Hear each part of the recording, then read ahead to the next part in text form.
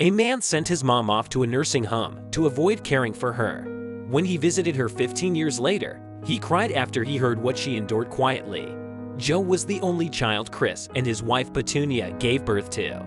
He was their miracle child, and they loved him fiercely. Their devotion to him meant he was getting a lot of attention, which started to suffocate him as he grew older. When his father died in an accident, Joe decided that it was time to become his own man. While Joe and his mom Petunia mourned, he schemed on how he would gain his freedom so that after a few months had passed, he was ready to implement it. His mother was already in her early 70s, and he knew he would not be able to care for her because he wanted to pursue his career.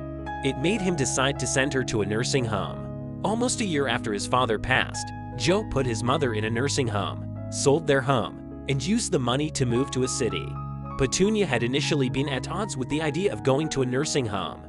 However, after her son revealed his plans to move to the city to pursue a life, she agreed. "I need to move to the city to pursue my career, and I need money to do that," he told her once. "You know we don't have much besides this house," she replied. "Which is why I've decided to sell it after sending you to a nursing home," Joe said. "I know your father left it to you when he died, but are you sure this is what you wanted to do?" Petunia asked. "Yes, Mom, I have it all worked out, and I promise to return a successful man." After putting his mom in a nursing home, Joe never visited her. He would call sometimes, but making the journey to his hometown to check up on the woman was never on his mind unless several years had passed. Petunia never complained, and after seeing that her pleas to him often fell on deaf ears, she resigned herself to waiting until her boy deemed it fit to visit her. Things went on like that for some time until one day when Joe received a call from personnel at the nursing home his mother was sick and dying.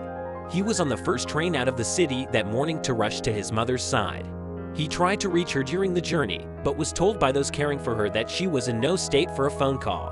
It ate Joe all through his journey.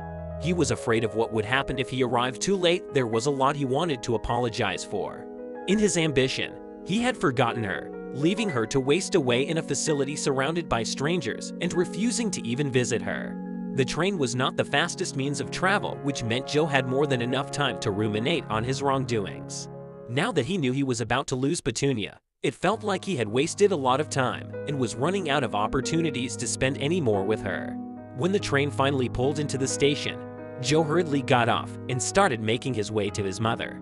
As soon as he set eyes on her, tears tracked down his cheeks. He could not contain his happiness to catch her alive, but he was also sad that fear of her death was what made him see how selfish he had acted towards her. Out of guilt, as well as happiness, he asked what he could do for her, but she wasn't about to make it any easy for him, so she replied, "I want you to buy fans, as there are none here. Also, get some new refrigerators so that the food doesn't spoil. All these years, I very often had to go to bed without eating anything." "What? Why did you wait so long to tell me all of this?" Joe asked. Petunia looked at her boy for a few long moments before she answered, sadness apparent in her voice.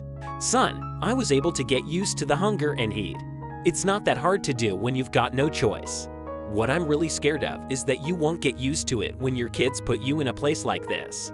The statement was too much for the guilt-ridden Joe, and he broke into tears. With a lot of care, Petunia beat her illness, and she went on living for another 5 years, all of which she spent at her son's apartment in the city.